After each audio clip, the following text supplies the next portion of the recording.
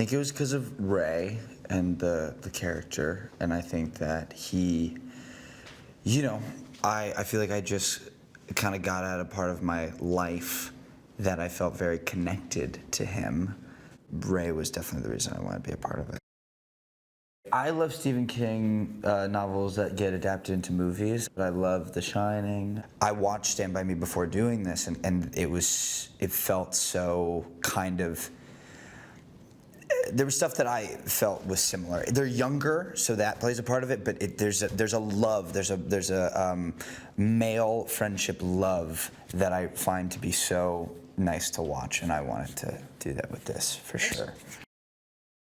Ray loves Pete and Pete loves Ray, and that they are willing to sacrifice themselves throughout the story to keep them alive, to keep them in their lives. And I think that the best part about this movie is the fact that it is a simulation of life.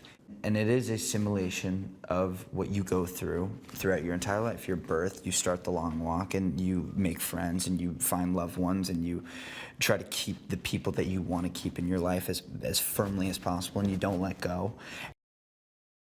I have a lot of love for the boys that I've been able to work with on this, which meaning like, you know, the kind of 8 main characters, and Judy is like unbelievable. Like, I'm obsessed. I'm obsessed with Judy Greer. I think that she's so awesome and just like brings such a light to the set, because we can so much as, you know, actors get so caught up in the darkness and and we all want to be kind of like brooding and sulking and this and that, and Judy just comes on, and I mean that in the most like love-felt way of she takes me out of myself, and it was so needed, and I think she took all of us out of ourselves, and so she's an unbelievable actor.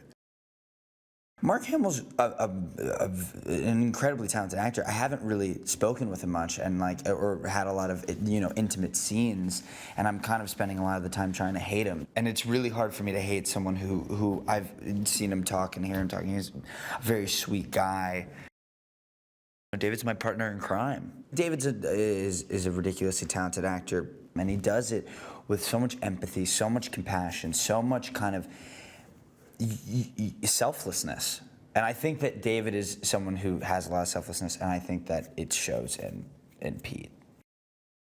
We talk about it all the time, of like the fact that we're making this movie so crazy. That is all on the crew, and they've been doing a great job. And we're asking a lot of them, and it is really hard. And yeah, a movie where you don't stop moving, I don't think has been done before. So that aspect of it has just made this process really exciting, but really difficult. The mechanics of it, and then also just the actual walking, because we've walked over like 300 miles. I mean, he's a great director. He's very smart. He, from the jump, has created a very openly creative and collaborative set and experience, in which when we got our costumes, we picked out our costumes. When we got our props, Francis knows how unpredictable this set can be and how unpredictable this movie can be, because of all the things we just talked about, of the camera cars and the rain and the using natural light and all these things, and also just like the physicality. And he listens to us, and we listen to him, and it's an extremely healthy collaborative experience in which he's created. I think the nice thing about having this world be a bit not ambiguous is that it also just allows for you to buy in. You don't question it, and it looks beautiful. And it has a grit to it and an honesty to it. I mean, it's doing half the acting, it feels like, you know what I'm saying?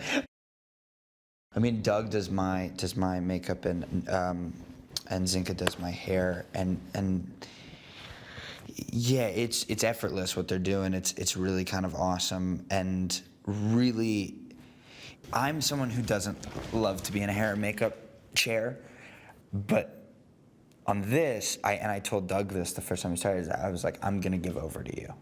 I'm giving over to you. It's very much helpful to get into the character of sitting in the chair and having your eyes closed and having them put on all the prosthetics and all the, you know, things and bloody your feet. And then when you open your eyes, you're a completely different person. And it's really helpful.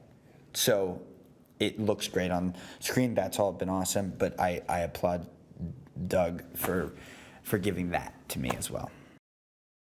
I've never done a movie like this. I've never really explored the feelings that I've had that I think Ray's having.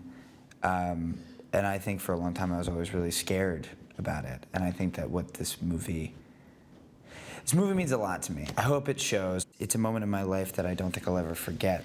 That's all you can kind of ask in this life, is that you end something and you feel like you've left it all out on the field.